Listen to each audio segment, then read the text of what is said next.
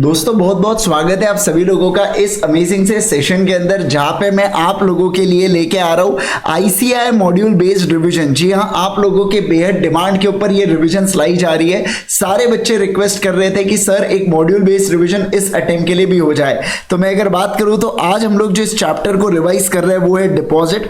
Already हम लोगों ने बेटा यहाँ पे चार्जेस वाले चैप्टर को रिवाइज कर लिया है, डिपॉजिट वाले चैप्टर को आज हम लोग यहाँ पे रिवाइज करने वाले हैं। अगर मैं बात करूं आपके साथ इस चैप्टर के बारे में, तो इस चैप्टर के अंदर हम लोग सेक्शन नंबर 73 से लेके 76A तक हम लोग पढ़ने वाले हैं। मतलब ये पूरे के पूरे सेक्शंस इसके अंदर कवर होंगे, राइट। तो 73, 74, 76 एंड 76A ऐसे अपने को पूरे सेक्शंस को कवर करते हुए चलना है। सबसे पहले हम लोग पढ़ते हैं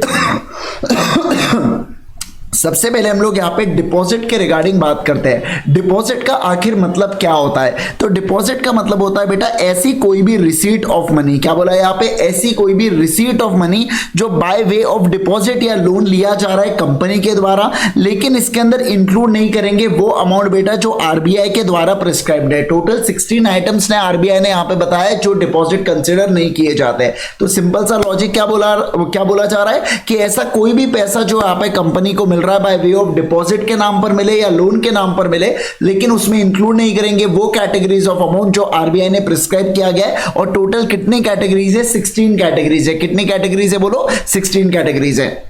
जो डिपॉजिट होता है बेटा ये सिक्योर्ड या अनसिक्योर्ड दोनों हो सकता है। इसके अलावा एक प्राइवेट कंपनी केवल अपने मेंबर्स से डिपॉजिट ले सकती है, लेकिन एक पब्लिक कंपनी जो है वो अपने मेंबर्स और पब्लिक दोनों से डिपॉजिट को एक्सेप्ट कर सकती है। देखिए टाइप्स ऑफ डिपॉजिट में सिक्योर्ड होता है, अनसिक्योर्ड होता है। सिक्योर्ड का मतलब creating charge on the tangible asset. Important क्या है बेटा? टेंजिबल असेट आपने ध्यान रखना है। जो चार्ज है वो केवल और केवल टेंजिबल असेट पे क्रिएट होता है डिपॉजिट्स के अंदर।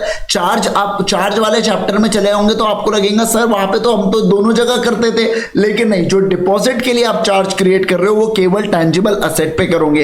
अनसिक्योर्ड डिपॉजिट मतलब जिसके लिए सिक्योरिटी अवेलेबल नहीं है। अच्छा एक और चीज बता दूं, जो पार्शियली सिक्योर्ड होते हैं उसको भी अनसिक्योर्ड बोला जाता है। जैसे मान लो आपने 100 करोड़ के डिपॉजिट लिए, 70 करोड़ का आपने एसेट दिए, तो भी इसको अपन लोग पूरा के पूरा अनसिक्योर्ड मान लेंगे क्या? यस सर, इसे अनसिक्योर्ड डिपॉजिट मान लिया जाता है। अब अगर मैं बात करूं आपके साथ तो सर देखिए और क्या सर यहाँ पे बोला जा रहा है कौन से अमाउंट को कंसीडर नहीं करेंगे डिपॉजिट। तो सबसे पहला बोला जा रहा है वैसा ऐसा पैसा जो गवर्नमेंट से मिला है। कैसा? ऐसा क्या? ऐसा पैसा जो गवर्नमेंट से मिला है, चाहे फिर वो सेंट्रल गवर्नमेंट हो या स्टेट गवर्नमेंट हो बेटा, या कोई लोकल गवर्नमेंट हो, या कोई भी स्टैट्यूटरी अथॉरिटी जो कॉन्स्टिट्यूट की गई है एक्ट के अंदर वो हो, तो उससे कोई फर्क नहीं पड़ता। यहाँ पे बोला जा रहा है अगर कोई भी पैसा सीजी से, एसजी से, एलजी से या कोई भी स्टैट्यूटरी अथॉरिटी से आपको मिलता है तो हम लोग उसको डिपॉजिट कंसीडर नहीं करेंगे, पहली बात। दूसरा देखो क्या बोला जा रहा है, दूसरा बोला जा रहा है फॉरेन से, कहीं बाहर से पैसा है। समझ रहे हैं आप बात को? बाहर से पैसा है, ये पैसा घरेलू है, ये पैसा बाहर से आया। बाहर किससे आया? गवर्नमेंट से आया। फॉरेन या इंटरनेशनल मल्टीनेशनल फाइनेंशियल इंस्टीट्यूशन से आया, तो हम लोग कहेंगे कि बस खत्म करो सर, इसको भी डिपॉजिट ट्रीट मत करो। देखो अपने गवर्नमेंट से, बाहर के गवर्नमेंट से। तीसरा अगर मैं बात करूं आपके साथ बैंकिंग कंपनी से, कोई भी इंडिया के बैंक से आप पैसा लेते हो, यहाँ पे बाय वे ऑफ लोन लेते हो या कोई फैसिलिटी के तौर पर लेते हो, तो अगेन हम लोग यहाँ पे क्या कहते हैं? अगेन हम लोग यहाँ पे कहते हैं कि इसको डिपॉजिट ट्रीट नहीं करना है। सर पब्लिक फाइनेंशियल इंस्टीट्यूशन से आपको पैसा आया, इसको डिपॉजिट ट्रीट नहीं करना है। सर कमर्शियल पेपर को इशू करके आपके पास पैसा है, डिपॉजिट ट्रीट नहीं करना है। सर दूसरे किसी कंपनी से आपको पैसा मिला, इसको इंटर कॉर्पोरेट लोन्स वगैरह बोला जाता है, तो अगेन आपको डिपॉजिट ट्रीट नहीं करना है। सर मुझे एक बात बताइए, अगर आपको एप्लीकेशन मनी मिला तो 60 दिन के अंदर चुपचाप अलॉटमेंट कर देना, नहीं किया 15 दिन के अंदर चुपचाप रिफंड कर देना। अगर आपने रिफंड नहीं किया तो 15 दिन के बाद इसको डिपॉजिट ट्रीट करेंगे। अदरवाइज एप्लीकेशन मनी को सुनना, अब ये मत बोलना कि फास्ट हो रहा है करके, फटके खाओगे बेटा, रिवीजन चल रहा है पहले बता रहा हूं मैं आपको, है ना। तो मेरा क्या कहना है समझो आप बात को। अगर आपको कोई एप्लीकेशन मनी मिलता है तो आप एप्लीकेशन मनी को डिपॉजिट ट्रीट करोगे क्या? No baby no. लेकिन मुझे बताइए 60 दिन के अंदर आपने अगर एप्लीकेशन सुनिए ना, 60 दिन के अंदर अगर आपने अलॉटमेंट नहीं किया तो यहां पे क्या करना होता है? आपको रिफंड करना होता है। और अगर 15 दिन के अंदर 60 के 15 दिन के अंदर अगर आप रिफंड नहीं करोगे तो हम लोग इसको डिपॉजिट मान लेंगे, ऐसा इन लोगों का कहना है। क्या बात को समझे? यस सर, आप सारे लोग जानते हो वैसे भी कि ये जो सारी चीज, अच्छा मुझे बताइए, आप ये बोल रहे हो कि हम एडजस्टमेंट कर रहे हैं अमाउंट को, ये जो एप्लीकेशन मनी आया ना इसको हम लोग एडजस्ट करेंगे किसी दूसरे पर्पस के लिए, इसको रिफंड ट्रीट नहीं किया जाता। समझना, एप्लीकेशन मनी को केवल दो ही पर्पस के लिए यूज किया जा सकता है, एक तो रिफंड के लिए, नहीं तो अलॉटमेंट के लिए, कोई भी तीसरा पर्पस नहीं होता है, इस बात का ध्यान रखना, ठीक है। उसके बाद देखिए और क्या बोला जा रहा है, सर अगर पैसा मिला जा रहा है यहाँ पे डायरेक्टर से अपने को पैसा मिलता है, नो बेबी नो, उसको ट्रीट मत कीजिएगा यहाँ पे डिपॉजिट। उसके अलावा अगर मैं बात करूं आपके साथ डायरेक्टर या उसके रिलेटिव, प्राइवेट कंपनी के केस में अगर उसके रिलेटिव से भी आपको पैसा मिले ना तो भी उसको डिपॉजिट ट्रीट मत करना। प्राइवेट की बात हो रही है, पब्लिक में रिलेटिव, डायरेक्टर के रिलेटिव से पैसा मिला, डिपॉजिट ट्रीट कर लेना, एमसीक्यू में आएगा, याद करना मुझे। उसके बाद देखो क्या बोला जा रहा है लेकिन समझना, आपको ये जो पैसा मिल रहा है डायरेक्टर या उसके रिलेटिव से, तो उसने डिक्लेरेशन देना चाहिए सबसे पहला क्या कि ये उसका खुद का फंड है, ये उसने किसी से बोरो वगैरह नहीं किया है। और दूसरा बोला जा रहा है बोर्ड रिपोर्ट के अंदर इसको मेंशन करना होगा, बराबर ना। डिक्लेरेशन में पहला पॉइंट क्या है कि वो उसका खुद का फंड है, और दूसरा बोला जा रहा है बोर्ड रिपोर्ट के अंदर आपको इसको मेंशन करते हुए चलना है। क्या? बिल्कुल बिल्कुल सर, मेंशन करते हुए चलना है। उसके बाद देखिए, उसके बाद 9th वाले पॉइंट के ऊपर चलेंगे। सर बोला जा रहा है कि अमाउंट अगर आप बॉन्ड्स या डिबेंचर्स के थ्रू इशू करते हो ना बेटा, तो अगर आप असेट को सिक्योर कर रहे हो तो टेंजिबल असेट होना चाहिए, समझना, टेंजिबल असेट में सिक्योर करना, ऐसा इनका कहना है। तो बॉन्ड्स या डिबेंचर्स इशू करके अगर आप पैसा लेते हो, लेकिन है ना बॉन्ड्स या डिबेंचर्स करके, और वो कंपलसरी कन्वर्टेबल होना चाहिए इनटू शेयर्स ऑफ कितना, विद इन 10 इयर्स वाला होना चाहिए, मतलब 10 साल के बाद बोल रहा है वो कन्वर्टेबल, तो सर अपन लोग बोलेंगे इसको डिबेंचर, इसको डिपॉजिट को ट्रीट कर लो। फिर से कहूंगा, देखो डिपॉजिट आपने एक्सेप्ट किया, या सॉरी डिपॉजिट नहीं नहीं नहीं नहीं, आपने अमाउंट को एक्सेप्ट किया बॉन्ड्स या डिबेंचर्स के द्वारा, तो यहां पे बोला जा रहा है क्या, एक्सक्लूडिंग इनटेंजिबल असेट के ऊपर यहां पे अगर आ रहे हैं, तो ऐसे केस में सर जो कंपलसरीली कन्वर्टेबल हो रहे हैं विद इन 10 इयर्स, तो अपन लोग इसको ट्रीट कर लेते हैं कि सर इसको डिपॉजिट ट्रीट करेंगे। क्या? कर डालो ना सर, बिल्कुल कर डालो सर। ऐसे डिबेंचर है जिसको लिस्टेड ट्रीट करेंगे, क्या? कर डालो ना sir. Any amount raised bye issue of non convertible debenture not constituting the charge on the asset of company, समझना। तो अगर वो नॉट कॉन्स्टिट्यूटिंग चार्ज, अगर चार्ज क्रिएट नहीं कर रहा है और वो यहाँ पे नॉन कन्वर्टेबल है, जो चार्ज क्रिएट भी नहीं कर रहा है, लेकिन अगर डिबेंचर लिस्टेड है, डिबेंचर लिस्टेड है और उससे पैसा मिल रहा है, मतलब रेगुलेशन ऑफ सेबी के अंदर फंस रहा है, क्योंकि सिक्योरिटीज लिस्टेड हो रही है तो सेबी के अंदर आ रही है, तो हम लोग कहेंगे सर इसको भी डिपॉजिट ट्रीट मत करियो। उसके बाद देखो, कोई भी पैसा अगर आपको एम्प्लॉय से मिलता है, क्या बोला मैंने, कोई भी पैसा आपको एम्प्लॉय से मिल रहा है यार, और वो पैसा अगर उसके एनुअल सैलरी से कम है, मान लो किसी की सैलरी 3 लाख रुपए है, आपको जो पैसा मिला वो 2 लाख रुपए मिला, तो मैं कहूंगा आपके साथ इसको डिपॉजिट ट्रीट मत करना। लेकिन सर अगर मान लो एम्प्लॉय से मिला अपने को 10 लाख, उसकी सैलरी है 9 लाख, पक्के से 10 लाख को डिपॉजिट ट्रीट कर लेना, पहले ही कह दे रहे। फिर सर अगर non interest bearing amount received होता है ट्रस्ट से, तो डिपॉजिट ट्रीट मत करना। उसके अलावा बोला जा रहा है 12th वाला पॉइंट थोड़ा मजेदार पॉइंट है। ये क्या कहता है, अगर in the course of business, normal ordinary course of business के अंदर अगर कंपनी को पैसा मिलता है, किस चीज से रिलेटेड पैसा मिलता है, सबसे पहला पॉइंट, अगर ये गुड्स या सर्विसेज का एडवांस है बेटा, तो 365 दिन के अंदर आपने सर्विस को रेंडर कर देना है। जिस दिन से आपने एडवांस को एक्सेप्ट किया है बेटा, उस दिन से 365 दिन के अंदर आपने क्या कर देना है, सर्विस या गुड्स को रेंडर कर देना है, तो हम लोग इसको डिपॉजिट नहीं मानेंगे। अदरवाइज आपने नहीं किया तो बाद में डिपॉजिट मान लेंगे। इसके अलावा सर एडवांस मिला है आपको इमूवेबल प्रॉपर्टी से रिलेटेड, तो ऐसे केस में जब आप इमूवेबल प्रॉपर्टी दोगे और तो बच्चा कुछ पैसा आएगा ना, जैसे मान लो मैंने प्रॉपर्टी बेचा फॉर एग्जांपल 20 लाख में, तो अभी प्रॉपर्टी गई नहीं है, लेकिन मेरे पास 2 लाख रुपए आ जाता है, तो बाद में मैं प्रॉपर्टी दूंगा तो 18 लाख रुपए आ गए, मतलब वो 2 लाख एडजस्ट हो गए ना, तो वो 2 लाख आपको एडजस्ट करवा लेना, इतना ध्यान रखना, नहीं करोगे तो डिपॉजिट आएगा। फिर देखो अगर कोई सिक्योरिटी डिपॉजिट आ जाता है for the performance of contract या सप्लाई ऑफ गुड्स के लिए सिक्योरिटी डिपॉजिट आप जमा करते हो, उसको डिपॉजिट ट्रीट मत करना।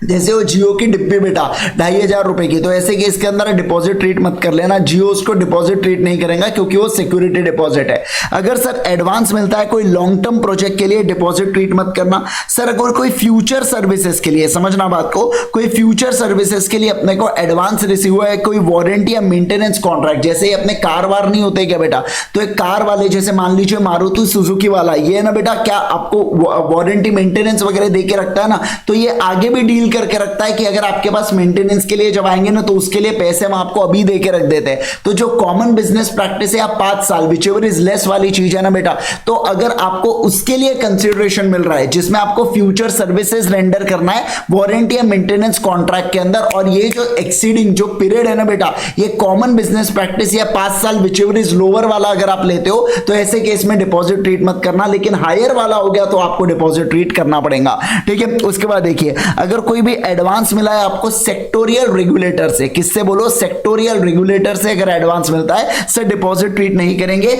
या मुझे बताइए सर एडवांस आपको मिलता है सब्सक्रिप्शन टुवर्ड्स पब्लिकेशन, जैसे कि न्यूज़पेपर हो गया, जैसे कि बहुत सारी चीजें यहां पे आ जाती है, अलग अलग प्रिंट या इलेक्ट्रॉनिक मीडिया वगैरह के थ्रू एडवांस आपको मिलता है सब्सक्रिप्शन के लिए, तो पक्की बात है सर डिपॉजिट ट्रीट मत करना। क्या आप बात को समझे क्या? सारे लोग जल्दी से बोलो ना मुझे, क्या आप इस बात को समझे क्या? लेकिन ऊपर के जो ABD वाले पॉइंट्स थे ना, इसके अंदर मान लीजिए आपको यहाँ पे है ना, due to any reason company accepting money does not have necessary permission, मतलब मान लो बाद में अप्रूवल चेंज हो गया या बाद में आपका जो लॉ था वो लॉ चेंज हो गया, तो ऐसे केस के अंदर जिस दिन से वो घटना घटी है उससे 15 दिन के अंदर आपने रिफंड कर देना है। अगर आप उसको रिफंड नहीं करते हो तो उसको डीम डिपॉजिट मान लिया जाता है। क्या मान लिया जाता है बोलो? डीम डिपॉजिट मान लिया जाता है।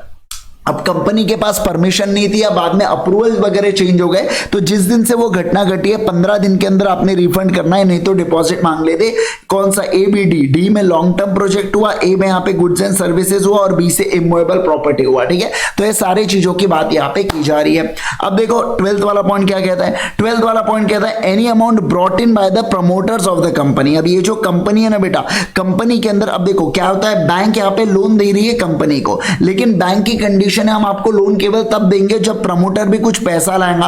तो प्रमोटर जो यहाँ पे पैसा लाता है ना वो अनसिक्योर्ड लोन के तौर पर लाता है, बस इस कंडीशन के लिए कि बैंक की लोन की जो कंडीशन है ना वो मीट हो जाए। मुझे एक बात बताइए, ये जो प्रमोटर पैसा ला रहा है ये अनसिक्योर्ड लोन के तौर पर ला रहा है, तो क्या मैं इसको डिपॉजिट ट्रीट करूंगा? नो, मैं इसको डिपॉजिट ट्रीट नहीं करूंगा, इस बात का ध्यान रखना। मैं इसको डिपॉजिट ट्रीट करूंगा क्या? बिल्कुल भी नहीं करूंगा, ध्यान रखना। लेकिन मुझे एक बात बताइए, जब कंपनी ने इस लोन को पे कर दिया और उसके बाद भी अनसिक्योर लोन को वापस नहीं किया जाता है कंपनी के द्वारा, तब मैं डिपॉजिट ट्रीट कर लूंगा। मतलब क्या, देखो आफ्टर रीपेमेंट ऑफ लोन, अगर मैं यहां पे रीपे नहीं किया जा रहा है प्रमोटर के उस लोन को, तो इनका कहना है अब आप इसको डिपॉजिट ट्रीट कर लो। अब अगर कोई भी पैसा आता है, 14 पॉइंट कहता है निधि से अगर कोई भी आपको पैसा मिल रहा है मत करना। निधि, अगर निधि और चिट, ध्यान रखना, निधि और चिट अगर दोनों से कोई पैसा मिले, उसको डिपॉजिट ट्रीट मत करना।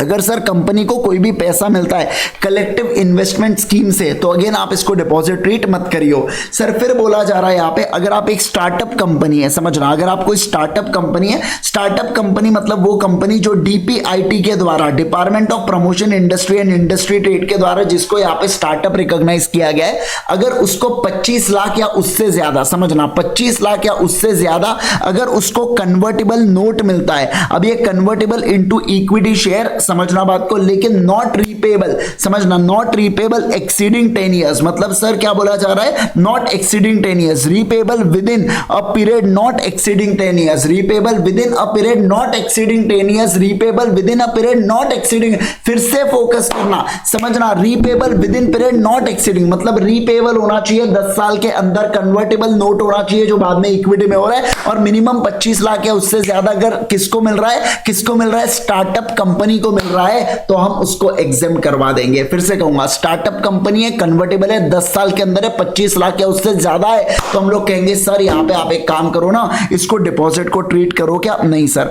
अब उसके बाद देखो, जैसे इन लोगों से पैसा मिलता है, अल्टरनेट इन्वेस्टमेंट फंड्स हो गए, डोमेस्टिक वेंचर फंड्स हो गए, इंफ्रास्ट्रक्चर ट्रस्ट हो गए, रिट्स हो गए, that is real estate investment trust हो गए, या म्यूचुअल फंड्स हो गए, इनसे भी अगर आपको पैसा मिल रहा है ना, डिपॉजिट ट्रीट करेंगे क्या? नहीं सर, डिपॉजिट ट्रीट नहीं करेंगे, इस बात का आपको ध्यान रखना है। सारे लोग समझे? ये सर सारे लोग समझ गए क्या? बढ़िया तरीके से सर सारे लोग अपने को ये बात को समझ गए। अब देखो उसके बाद क्या बोला जा रहा है। सबसे पहले अगर मैं बात करूं आपके साथ,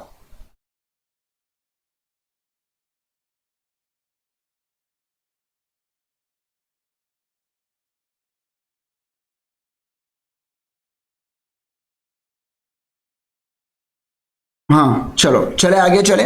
यस मैं देख रहा था पूरे कवर हो गए ना, क्योंकि थोड़ा जल्दी कवर हो गया ना, एकदम ऐसा कभी और हो नहीं जाता कि एकदम जल्दी से यार 15 मिनट में तुमने कवर कर दिया करके, है ना। तो ऐसा यहाँ पे पूरी 18 चीजें आ जाती है। मैंने शुरुआत में कुछ गलत बोला था क्या?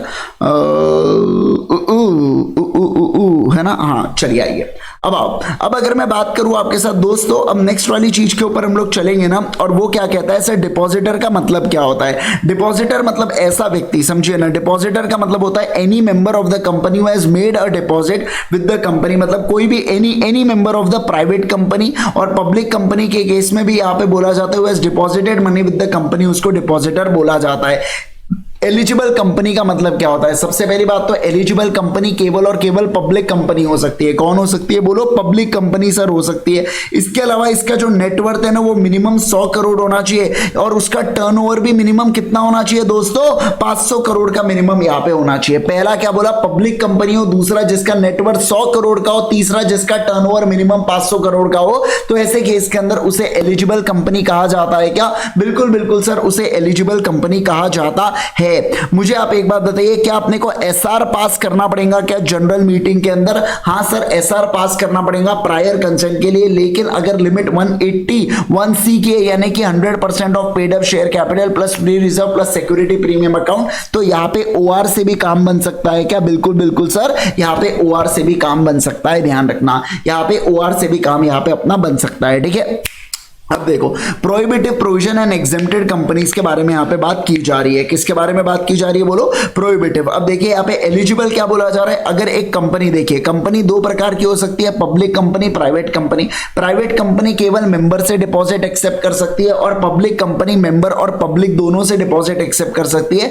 पब्लिक से केवल एलिजिबल कंपनी, जिसके बारे में अपन ने अभी देखा, वही कंपनी एक्सेप्ट कर सकती है जो एलिजिबल का क्राइटेरिया फिल करती है। 100-500 देखा ना अभी अपन ने, ये देखो ना यहाँ पे देखा ना 100-500 वाला क्राइटेरिया, है ना। तो ये वाली चीज यहाँ पे आ गई। अब देखो एग्जेम्प्ट कंपनीज, लेकिन कुछ कंपनीज एग्जेम्प्ट है जिनको ये तामझाम नहीं लगेगा, जैसे बैंकिंग कंपनी हो गया, या एनबीएफसी हो गया, या हाउसिंग फाइनेंस हो गया, या कंपनीज जो सीजी के द्वारा स्पेसिफाइड है, इसे एग्जेम्प्ट कंपनी बोला जाता है। क्या बोला जाता है बोलो? इसे एग्जेम्प्ट कंपनी बोला जाता है। तो ये जितनी भी एग्जेम्प्टेड कंपनीज होती है ना बेटा, इनको कोई भी चीजें एप्लीकेबल हो रही है क्या? नहीं सर, इनको कोई भी चीजें एप्लीकेबल नहीं हो रही है, ध्यान रखना, इनको nothing of this is applicable to them, ऐसा आपको याद रखना है।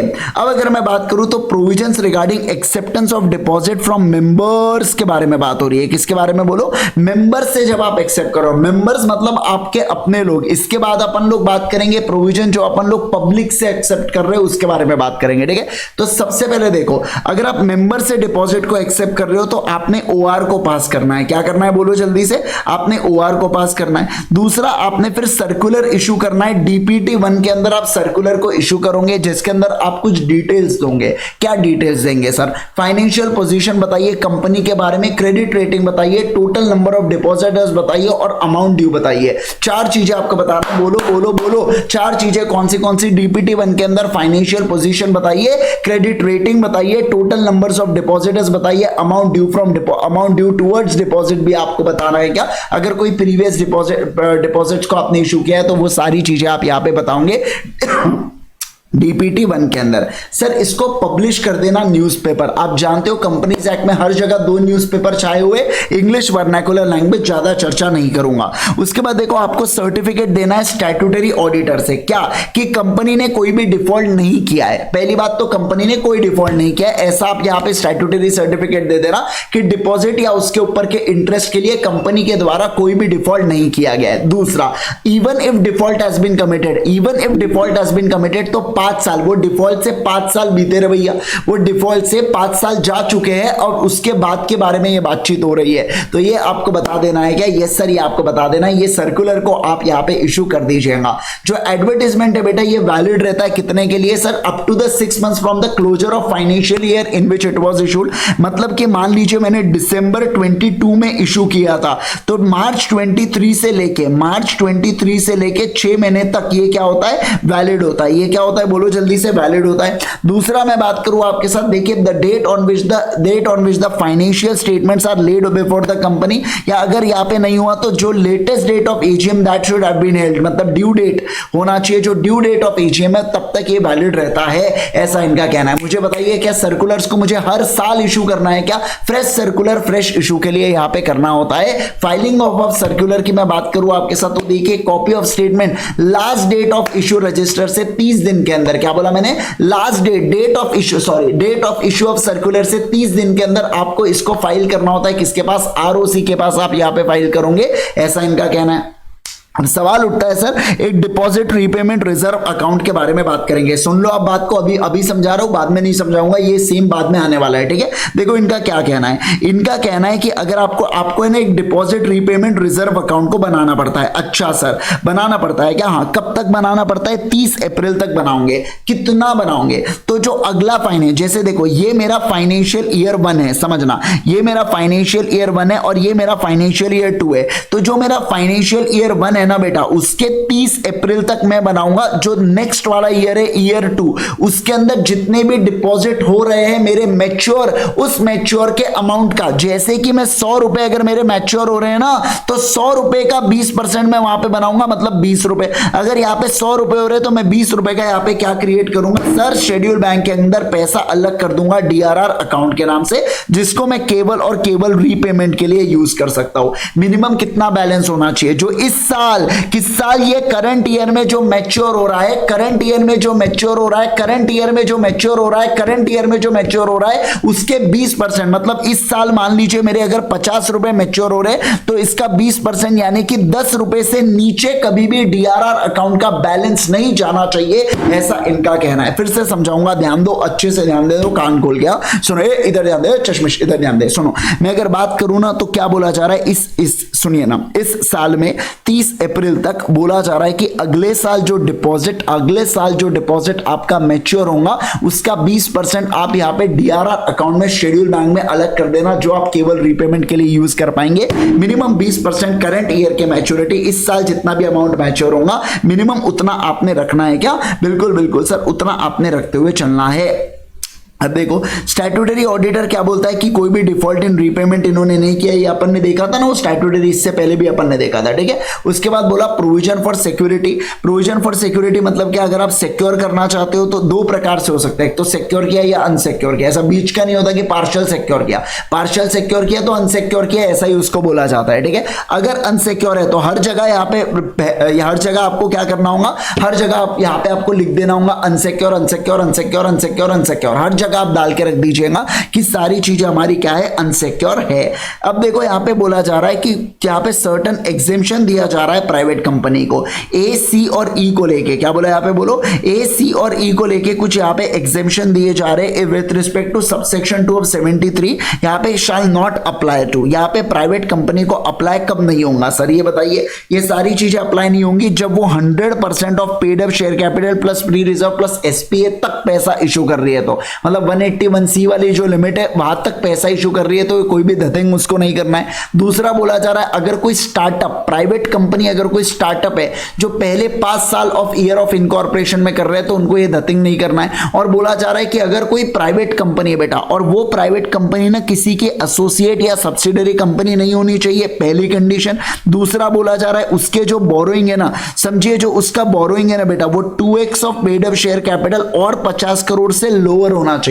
बोरोइंग जो उसका है वो 2x of paid up share capital और 50 करोड़ से लोअर होना चाहिए। और तीसरा, क्या बोला मैंने? तीसरा, डिफॉल्ट आपने कंप्लाई करना है क्या? नहीं सर, आपने कोई भी डिफॉल्ट कंप्लाई नहीं करना है। हैज डिफॉल्ट कौन सी चीज के regarding?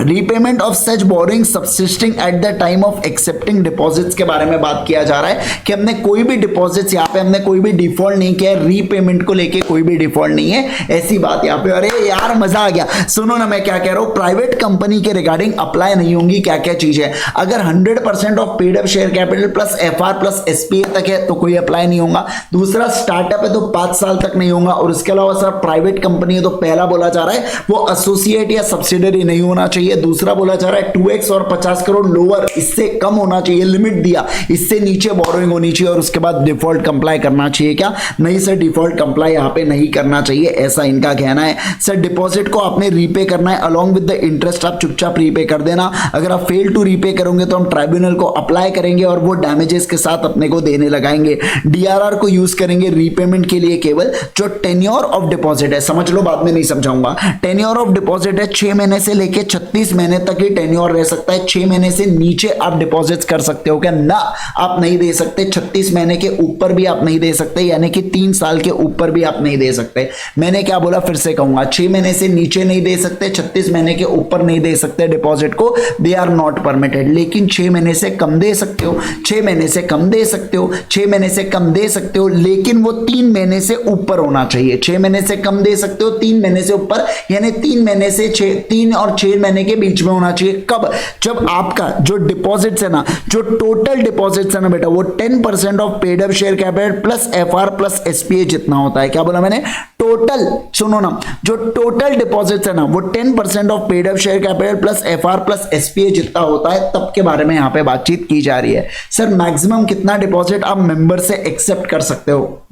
32% of paid up share capital plus reserve plus SPA, इतना मैक्सिमम अमाउंट ऑफ आप मेंबर से ले सकते हो। लेकिन सर मुझे बताइए, अगर आईएफएससी या प्राइवेट कंपनी है तो वो 100% जितना पैसा ले सकती है। कितना? आईएफएससी या प्राइवेट कंपनी है तो कितना पैसा बुला सकती है मेंबर से? 100% of aggregate of SPA free reserves, और यहाँ पे एसपीए फ्री रिजर्व्स और एसपीए, मतलब सॉरी एसपीए फ्री, क्या बोल रहा हूं मैं, एसपीए फ्री रिजर्व्स और पेड अप शेयर कैपिटल जितना पैसा यहाँ पे बुला सकती है, 181 सी की जो लिमिट है वैसा बोला जा रहा है। ठीक है, लेकिन बताइए, देखो maximum limit shall not apply in following classes of private company, और वही बोला जा रहा है। कब? देखना, अगर कोई प्राइवेट कंपनी स्टार्टअप है तो पहले 10 सालों के बारे में बात, तो स्टार्टअप प्राइवेट कंपनी पहले 10 साल के लिए अनाप शनाप पैसा बुलाओ, या कोई ऐसी प्राइवेट कंपनी जो वो तीनों लिमिट को फुलफिल करती है, अनाप शनाप पैसा बुलाओ। कौन सा? वो एसोसिएट या सब्सिडरी नहीं है, जिसके बोरोइंग की लिमिट यहां पे देके रखी है कि twice of paid up share capital या 50 करोड़ विचएवर इज लोअर वाला, और तीसरा उसने डिफॉल्ट नहीं किया कोई भी बोरोइंग में, अनाप शनाप पैसा बोला, कोई लिमिट नहीं है यहां पे पैसे बुलाने की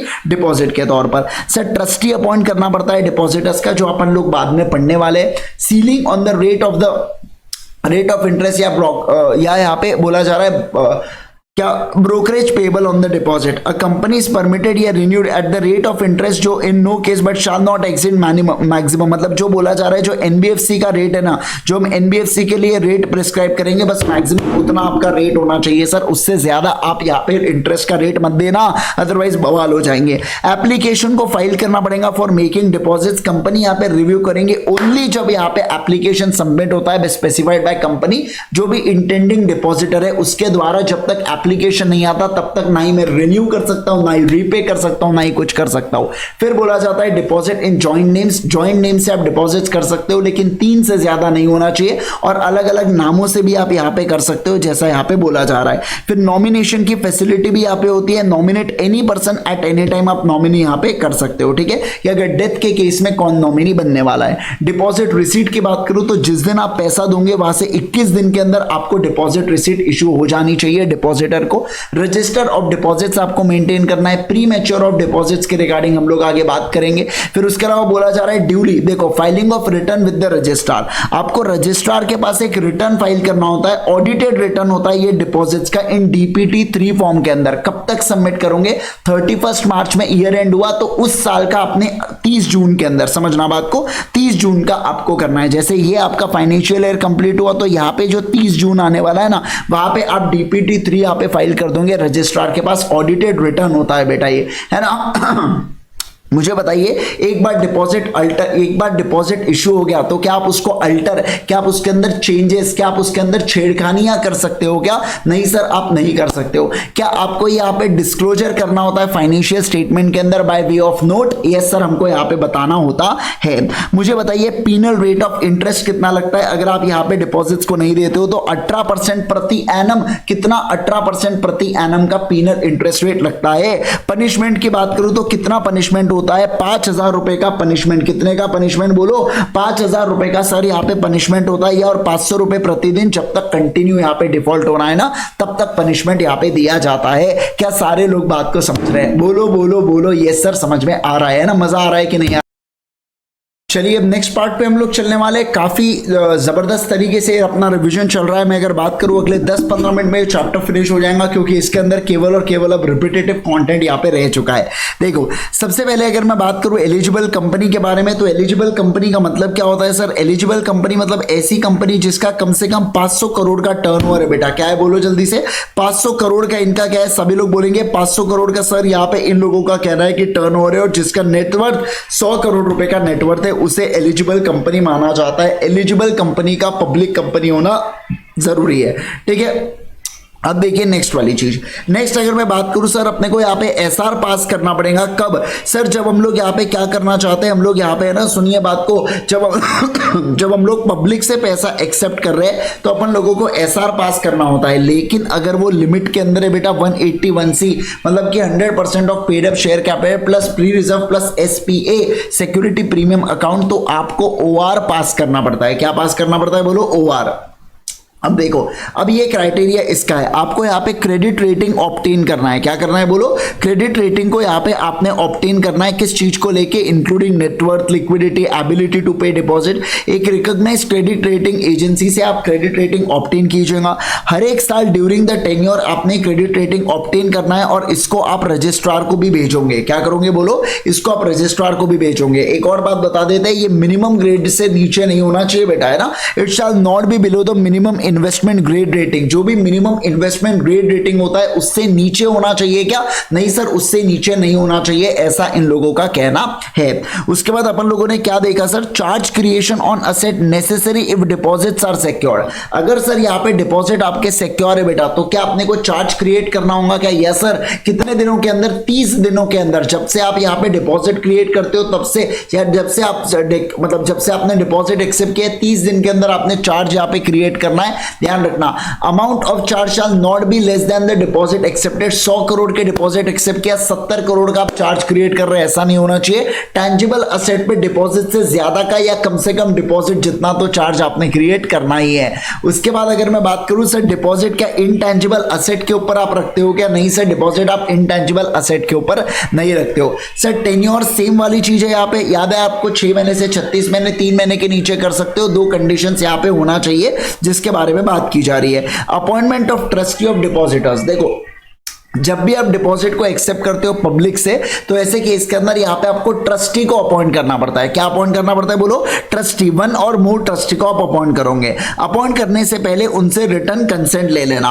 रिटर्न कंसेंट के बाद यहाँ पे बोला जा रहा है आपको डिपॉजिट ट्रस्ट डीड बनाना होगा कम से कम 7 दिन पहले, before issuing of circular in form of advertisement. तो आपको यहाँ पे एडवर्टीजमेंट करना है बेटा, ध्यान रखना। एडवर्टीजमेंट करना है यहाँ पे आपको कि हाँ हमें कंसेंट मिल चुका है, लेकिन ये एडवर्टीजमेंट के सर्कुलर से 7 दिन पहले आपको डीटीडी ऑब्टेन करना है, यानी कि डिपॉजिट ट्रस्ट डीड ऑब्टेन करना है, और उससे पहले आपको यहाँ पे कंसेंट लेना है। तो मैंने नंबरिंग यहाँ पे प्रॉपर करके दे दिया वो आप लोगों को। उसके बाद क्या बोला जा रहा है कि सर डिबेंचर, यहाँ पे क्या क्या क्वालिफिकेशन क्राइटेरिया क्या क्या है, कौन कौन यहाँ पे डिबेंचर ट्रस्टी नहीं बन सकता। तो अगर कोई डायरेक्टर, केएमपी या एनी अदर पर्सन है बेटा, समझना आप बात को, ये है तो वो नहीं बन सकता। अगर वो इंडेप्टेड है तो नहीं बन सकता। सर मटेरियल पेक्यूनरी रिलेशनशिप है तो अगेन यहाँ पे ट्रस्टी नहीं बन सकता। या अगर वो कोई गारंटी अरेंजमेंट के अंदर जाता है, कहां पे जाता है बोलो? अगर वो कोई गारंटी अरेंजमेंट के अंदर जाता है तो ऐसे केस के अंदर भी मैं कह सकता हूं कि वो क्या नहीं बन सकता, बोलिए ना जल्दी से। सर वो नहीं बन सकता, ट्रस्टी नहीं बन सकता। ध्यान रखना, ट्रस्टी नहीं बन सकता। और ये जो पॉइंट नंबर ए है बेटा, इसके अंदर जो लोग, अच्छा या डायरेक्टर, केएमपी और ऑफिसर कौन से? हमारे कंपनी के, होल्डिंग के, सब्सिडरी के, एसोसिएट के या डिपॉजिटर इन द कंपनी, और इनके अगर कोई रिलेटिव है तो वो भी क्या ट्रस्टी बन सकते हैं? क्या? नहीं सर, वो भी ट्रस्टी नहीं बन सकते। अगर सर मेरे को ट्रस्टी को हटाना है, ट्रस्टी को रिमूव करना है, तो सारे डायरेक्टर्स का मीटिंग में प्रेजेंट होना जरूरी है। और अगर कंपनी को इंडिपेंडेंट डायरेक्टर की रिक्वायरमेंट है तो कम से कम एक इंडिपेंडेंट डायरेक्टर मौजूद होना ही चाहिए, ऐसी बात यहाँ पे की जा रही है, ठीक है। चलिए अब मैक्सिमम अमाउंट ऑफ डिपॉजिट कितना हो सकता है, मेंबर से एक्सेप्ट कर रहे हो तो 10% हो सकता है, अदर नॉन मेंबर्स से 25% यहाँ पे हो सकता है। एग्रीगेट ऑफ कौन सा, paid up share capital, free reserve, security, premium account की बात हो रही है, तो दोनों मिला के 35 हुआ। तो मेंबर से 10 हो सकता है, अदर से है, लेकिन गवर्नमेंट एलिजिबल गवर्नमेंट कंपनी है बेटा, तो डायरेक्ट 35% की लिमिट यहाँ पे देके रखी है क्या, हाँ सर देके रखी है। यहाँ पे आपको सर्कुलर इशू जो करना पड़ता है ना, ये पब्लिश करोगे न्यूज़पेपर में और वेबसाइट पे आप यहाँ पे डाल देते हो। रजिस्ट्रार के पास 30 दिन के अंदर आप यहाँ पे फाइल करोगे। वैलिडिटी सेम है एडवर्टीजमेंट का जो अपन ने देखा था, सेम आपको फ्रेश इशू ऑफ एडवर्टीजमेंट करना पड़ता है। इफेक्टिव डेट क्या होता है, तो जिस दिन आपने एडवर्टीजमेंट अपीयर और न्यूज़पेपर के अंदर वो इफेक्टिव डेट होता है, date of issue of advertisement. या सर्कुलर का इशू कब होता है, जब सर्कुलर को आपने डिस्पैच किए होंगे, जिस दिन आपने डिस्पैच किया सर्कुलर को, वो सर माना जाता है date of issue of circular. क्या बोला जाता है, बोलो date of issue of circular. DRR का सेम प्रोविजन है, 20% मेंटेन करना है आपको नेक्स्ट सक्सेडिंग ईयर में जो भी मैच्योर हो रहा है, और इस साल अगर मिनिमम रखना है उसको इस साल के क्राइटेरिया के ऊपर 20% के ऊपर। सीरिंग रेट ऑफ इंटरेस्ट कितना है बेटा, एनबीएफसी जितना है। Application in form of deposit अपन यहाँ पे सबमिट करते हैं, ज्वाइंट नेम हो सकता है, 3 से ज्यादा नहीं होना, नॉमिनेशन डिपॉजिटरी से सब सेम है। अब यहाँ पे बात होती है रजिस्टर ऑफ डिपॉजिट्स के बारे में, जो वहां पे चर्चा नहीं की थी। रजिस्टर ऑफ डिपॉजिट्स का क्या कहना है कि आप यहाँ पे वन और मोर सेपरेट रजिस्टर्स को मेंटेन कर सकते हो, ठीक है। उसके अंदर आपको ये फॉलोइंग डिटेल्स डालना होगा, जैसे डिपॉजिटर्स के नाम, एड्रेस, पैन बता देना, गार्डियन कौन है वो बता देना अगर माइनर है तो, पर्टिकुलर्स ऑफ नॉमिनी बताइए, डिपॉजिट रिसीट नंबर बताइए, date and amount of each deposit बताइए, ड्यूरेशन ऑफ डिपॉजिट बताइए, rate of interest of each deposit बताइए, due date for payment of interest बताइए। इंस्ट्रक्शंस जो यहाँ पे आपने बोल के रखा है कि टीडीएस आपने डिडक्ट नहीं करना है, ये सारी डिटेल्स आप लोगों को देना है। क्या बोला, ये सारी डिटेल्स आप लोगों को देना है। एंट्री कितने दिन के अंदर होती है, जिस दिन से आपको रिसीट, जिस दिन के आपको पैसा मिला है 7 दिन के अंदर आपको रजिस्टर में एंट्री करना है। और आप कब तक मेंटेन रखोगे, लेटेस्ट एंट्री से 8 साल तक आपने वो रजिस्टर को मेंटेन रखना है। लेटेस्ट एंट्री से 8 साल तक रजिस्टर को मेंटेन रखना है, ध्यान रखना। सर अब इंपॉर्टेंट पॉइंट के बारे में बात करेंगे, pre mature repayment of deposit. Pre mature repayment of deposit का मतलब क्या होता है, देखो इसका मतलब होता है डिपॉजिटर यहाँ पे पहले रिक्वेस्ट कर रहा है कि पैसा दे दो, पैसा दे दो, कंपनी पैसा दे दीजिए, मुझे पैसों की बहुत ज्यादा जरूरत है। एक बात मैं आपको बता दूं, यहाँ पे 6 महीने से नीचे कोई भी, 6 महीने से कम में तो कोई अब सोचना भी मत कि हम आपको प्री मैच्योर ऑफ डिपॉजिट कराएंगे। 6 महीने से ऊपर अगर रहता है तो हम करवा देंगे, लेकिन ऐसे केस में हम लोग 1% काटेंगे, हम तुमको काटेंगे, समझना। प्री मैच्योर यार अभी तो समय होने का यार, अभी इसके क्यों, तो अगर अच्छा पहले से आपको ज्यादा मस्ती आ रही है, एक काम करो 1% हम लोग आपका डिडक्शन कर देंगे, जितना दैट वुड बी पेबल, अगर जितने टर्म के लिए आपने यूज किया उतने टर्म के लिए अगर डिपॉजिट रखते हैं। जैसे मान लो आपने कोई डिपॉजिट लिया 5 साल का, उसके ऊपर 12% का ब्याज लगता, लेकिन आपने उसको 1 साल के अंदर ही क्या कर दिया, 1 साल के अंदर ही बोले प्री मैच्योर करना है, तो अगर आप 1 साल का डिपॉजिट करते तो 8% ब्याज लगता। तो यहां पे आपको कितना परसेंट ब्याज मिलेगा, जो 1 साल का यानी कि 8% और 1% का इंटरेस्ट का वो डिडक्शन काटा पेनल्टी, तो बचा कितना 7% यहां पे आपको मिलने वाला है। क्या, यस यस यस। अब 2 महीने, अब 6 महीने या उससे ज्यादा है तो आपको आगे, जैसे मान लीजिए 2 years 7 months आपने डिपॉजिट रखा है तो उसको 3 साल ट्रीट कर लेंगे, लेकिन 2 साल 3 महीने रखा है तो उसको 2 साल यहां पे ट्रीट कर लेंगे, ऐसा ये लोग कह रहे हैं। क्या बात को समझे क्या sir, reduction in rate of interest नहीं होगा कब, जब कंपनी चाहती है प्री मैच्योर करना डिपॉजिट को ताकि वो परमिसिबल लिमिट्स में रह पाए। या दूसरा बेटा यहाँ पे है ना, मतलब समझना, deposit is prematurely repaid किस चीज के लिए, ताकि benefits to personal of naval military या फोर्सेज या उनके फैमिलीज को बेनिफिट हो जाए, उसके लिए कर रहे हो तो सर हम रेट ऑफ डिडक्शन नहीं करेंगे, फिर चल जाएगा, यहाँ पे कोई बात नहीं है। Premature closure of deposit to earn higher rate of interest, ये तो बहुत ही भारी पॉइंट है। मान लीजिए करंट रेट 10% है, न्यू रेट 13% है नए डिपॉजिट्स का, तो मैं क्या करना चाहता हूं, मैं बेटा इस डिपॉजिट को क्लोज करके उसको नए डिपॉजिट में डालना चाहता हूं। आप बिल्कुल कर सकते हो, बेशक कर सकते हो। कब, जब न्यू वाला जो डिपॉजिट है ना, उसका जो पीरियड है, उसका जो मैच्योरिटी पीरियड है वो बेटा ओल्डर वाले के अनएक्सपायर्ड पीरियड से ज्यादा होना चाहिए। सर क्या बोला, थोड़ा सा बताइए ना, ड्राइंग के माध्यम से बताता हूं, रेगुलर क्लास में जो बताया था वो बता रहा हूं। देखो यहाँ पे मान लीजिए ये एक पॉइंट है, ठीक है। तो यहाँ पे डिपेंड आपका डिपॉजिट चल रहा, अरे रे रे बहुत ही जाड़ा हो गया है। तो आइए अब अगर मैं अरे रे क्या करूँ क्या करूँ क्या करूँ क्या करूँ, ये करे रे, देखो यहाँ पे आपका डिपॉजिट चल रहा है। अब देखो यहाँ पे क्या हुआ, अचानक से एक नया डिपॉजिट यहाँ पे आ जाता है। तो आप बोलते हो देखो यहाँ पे आपका 10% था, अब आपकी इच्छा होगी न्यू डिपॉजिट में 13% मिल रहा है, चलो ना 13% चलता है। अब ये जो 13% है ना बेटा, ये समझना मिनिमम इससे ज्यादा होना चाहिए, इससे ज्यादा होगा तभी अलाउड है। सर मुझे एक बात बताइए, अगर इससे कम रहा तो क्या अलाउ है क्या? नहीं सर, इसके अलावा अलाउ नहीं है, मतलब इससे कम यहाँ पे अलाउड नहीं होता है। मतलब ये जो लिमिट है ना, इससे कम नहीं हो सकता, इससे ज्यादा ही होना चाहिए, ऐसा इनका कहना है। क्या? यस सर, ऐसा इनका कहना है। DPT3 फाइल करो रजिस्ट्रार के पास, उसके बाद डिस्क्लोज करो फाइनेंशियल स्टेटमेंट्स के अंदर। पीनल रेट ऑफ इंटरेस्ट यहाँ पे बोल के रखा है 18%, अल्टर नहीं कर सकते। पनिशमेंट फॉर कॉन्ट्रावेंशन सेम है, एलिजिबल कंपनी 73 74 यहाँ पे आ जाता है।